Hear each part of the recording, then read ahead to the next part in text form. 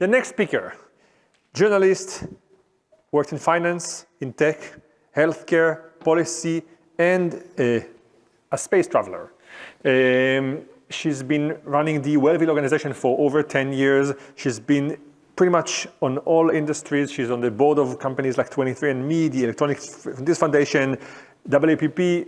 You probably have seen her if you ever were on TV when something happens. Esther Dyson. There was once a leader named Esther, whose wisdom made communities faster. With Wellville in tow and health set to grow, she's a guide and a bold health investor.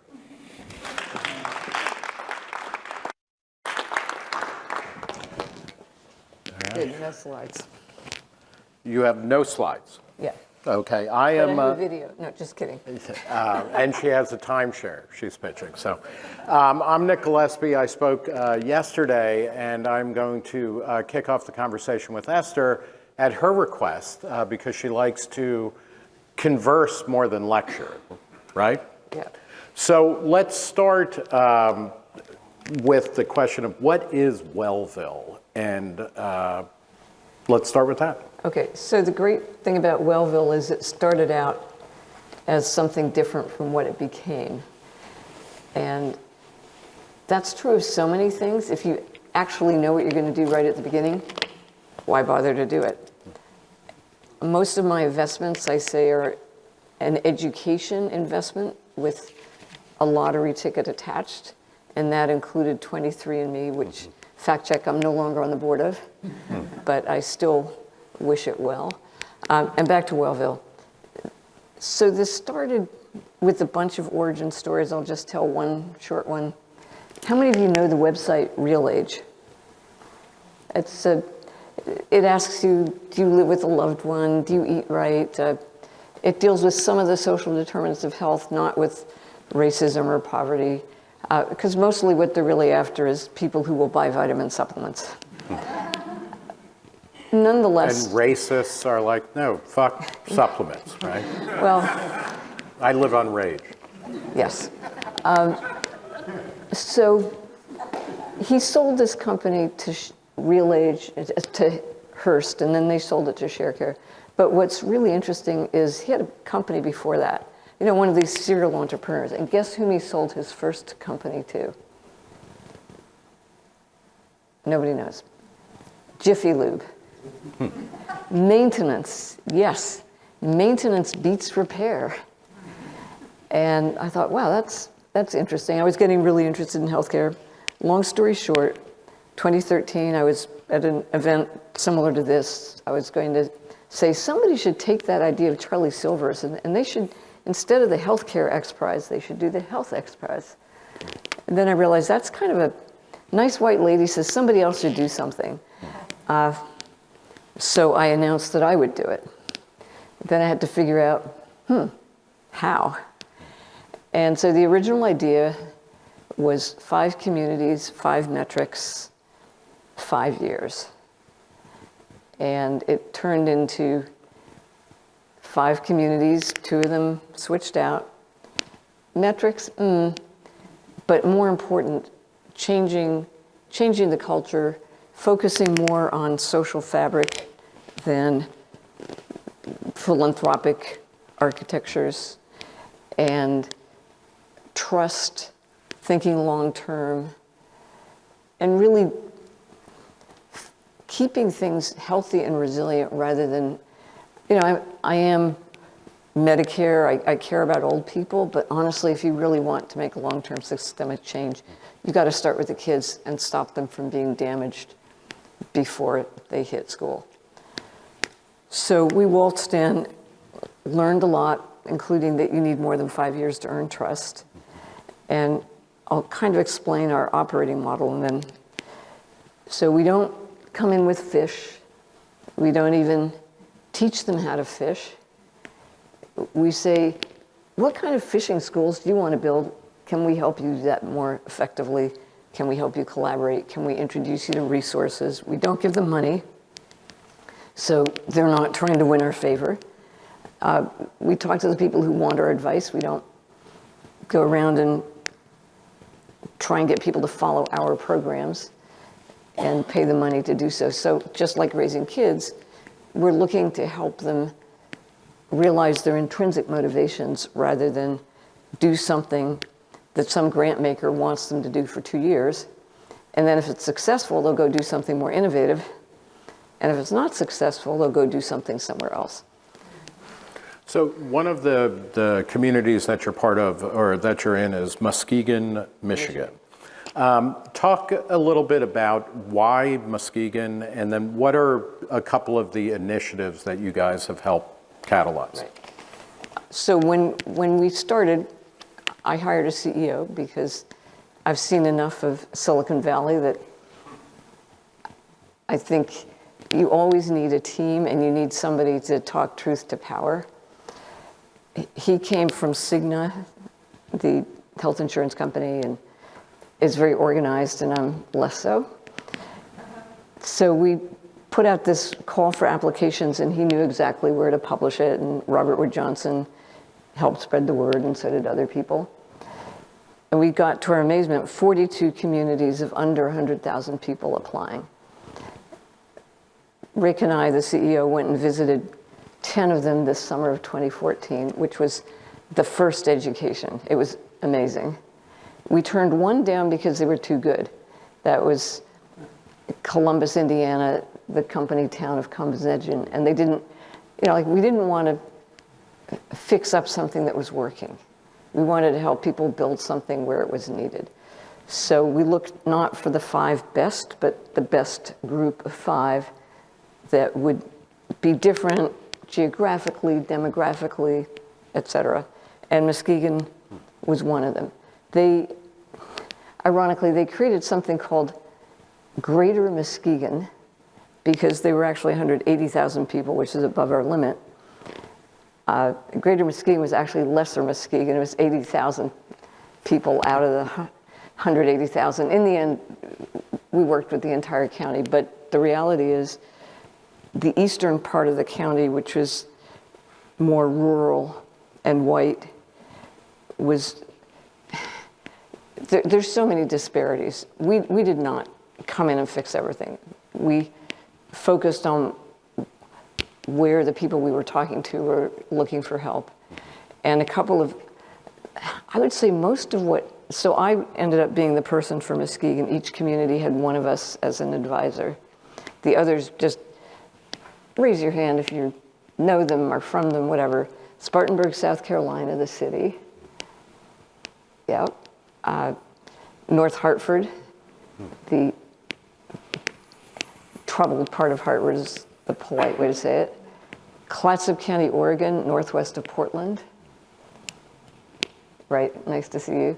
And Lake County, California, which I was very hopeful about because it's, if you're a tech, it used to be if you were a rich banker, you'd go up to Lake County for the holidays with your family. Later on, you could just fly to Hawaii in your jet or your yacht. And it kind of fell on hard times. But it's just north of Marin and Napa Valley and all these nice places. But it had some of the worst, and still does, some of the worst health conditions and metrics in the state of California. So I did Muskegon, and some of the things, so I did not make any of this happen. We catalyzed some of it. I did a lot of introducing people in Muskegon to other people in Muskegon as well as outside. One of the biggest problems is the well-meaning philanthropists, the charity people in the community know one another. The people who work for them often do not. And so it's nice to talk about a collaboration, but what really needs to happen, one example was the YMCA. So they wanted to work with Mercy Health, the healthcare system, to foster their diabetes prevention program. And 2 nice stories there. One, I suggested, well, you need an API. And the person I was talking to said, oh, where would we hire one? But the joke was actually on me, because what they needed was an amazing personal interlocutor. And they ended up hiring somebody from Mercy Health, and then those connections started happening, and they got the referrals and so forth. That's one. So how did that work? I mean, did the YMCA start having classes, or Yes, they enrolled people yeah. to do diet and exercise programs, or? So a lot of what I'm going to come to in the end is none of this is going to happen without funding. And the funding can't come locally because it's not there. We need ultimately to collectively as a society fund this investment, and we need to change our terminology from spending on poor people to investing in the generations of the future, investing in your employees, investing in your customers, investing in the people you want to live among. And we're way too short-term focused in terms of looking for the ROI on how we do that spending. And also, I just read this article this morning that set me off about, Medicare is going to pay $35 billion extra for Ozempic, et cetera, and they'll save only, the numbers were wonky, but I think it was $1 billion a year, and it ended up being $10 billion versus $35 billion.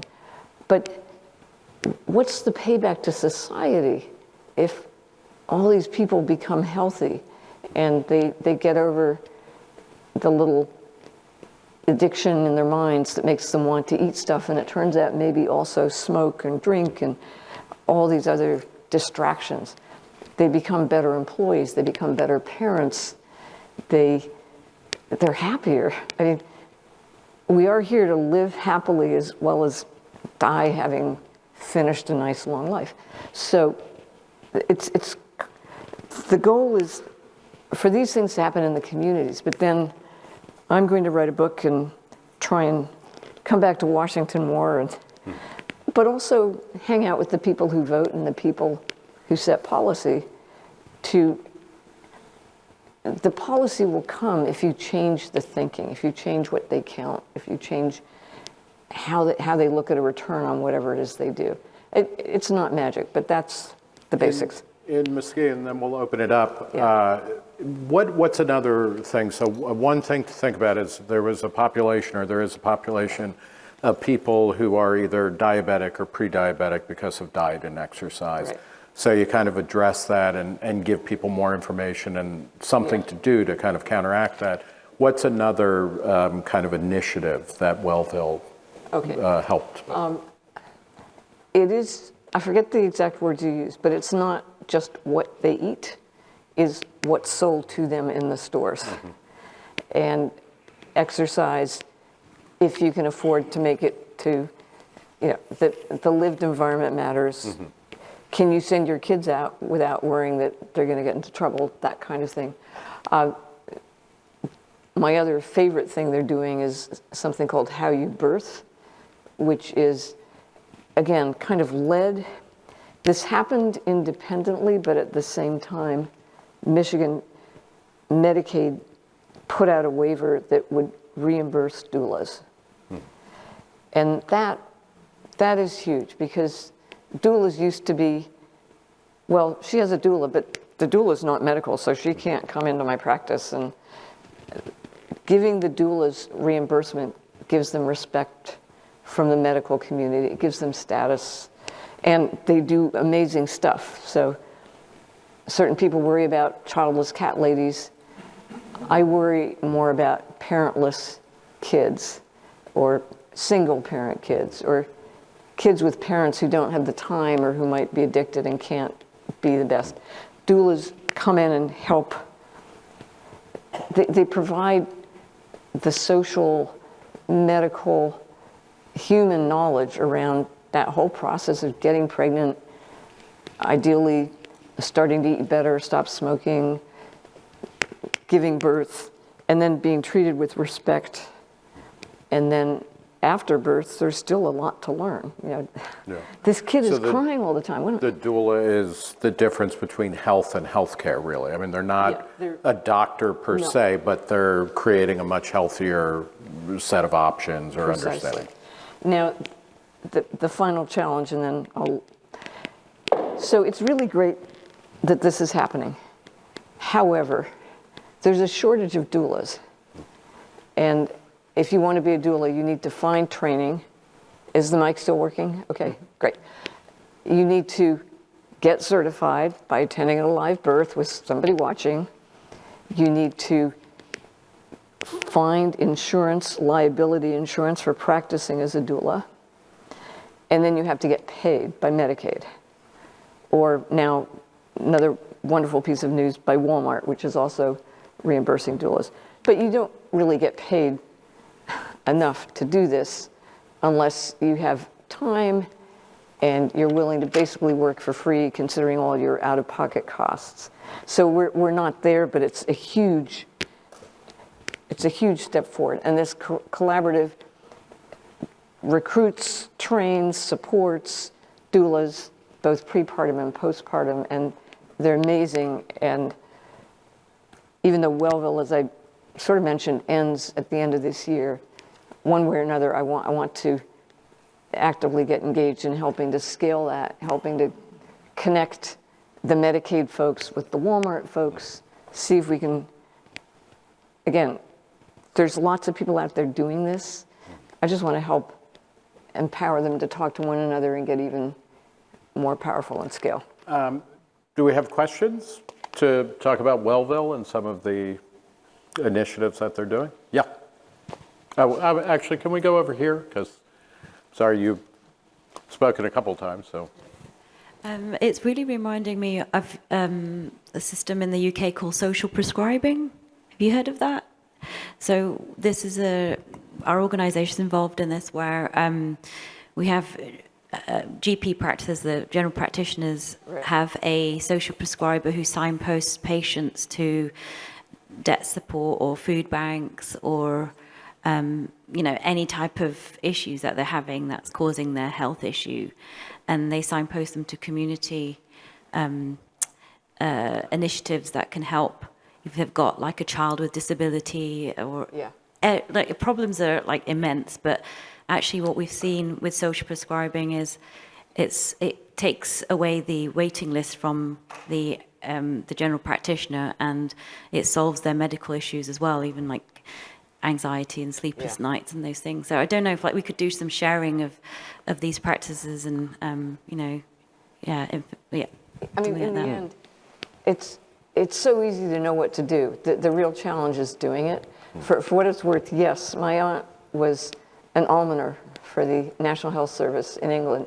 What is that An term? almoner, it was called. Now it's called a medico-social worker, but it is fundamentally a doula. And her charge was unmarried mums, or as they were known in those days, shameless hussies. Anyway, so it's dear to my heart. But I mean, I'd really love to talk more about what I learned. And that is this, people are addicted, many people are addicted to drugs or to food. We just talked about that, or gambling.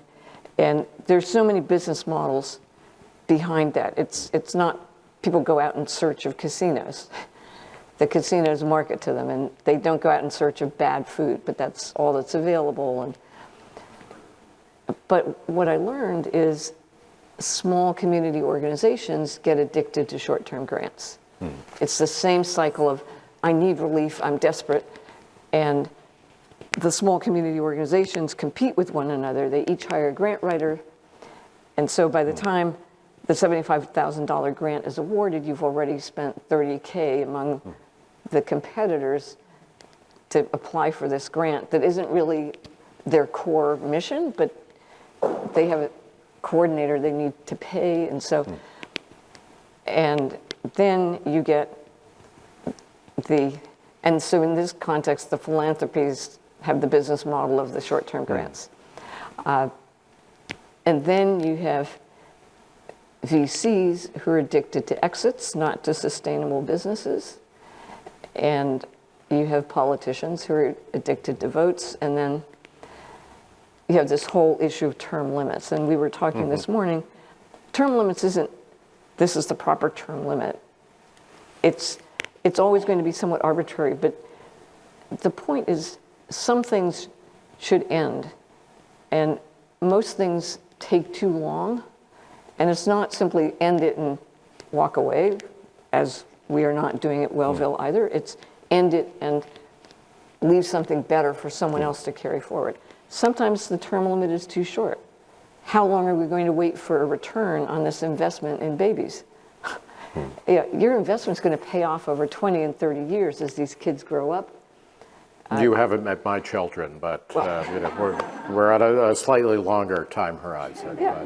But, before we go, because I think we're out of time, what's the Wellville had a 10-year term limit that you kind Originally it was 5. Oh, right. It was 5. Now it's 10, learned. and it's ending. What is the best way to figure out, what Wellville has helped with once it's no longer officially on the scene? You don't need to figure out what we helped with. It's like we're not trying to take credit. Okay. But I hope to share what I learned, which is all the sort of meta stuff with examples from Wellville. But, just like most people who write books with marriage advice don't actually give you all the details of their own marriage. There's a lot going on in these communities, and there's politics, and then there's people working together, which is amazing when they do. And people who succeed are often more willing to share. People who succeed too much start being told how great they are, and then they stop sharing. But again, there's some place in the middle where success breeds generosity versus grabbing and keeping. And that's the sort of stuff I want to spread to the people who vote, and then the people who they vote for, and finally to see in policy. And just one thing I learned, there's this outfit called vote.er.org, vote-er.org, and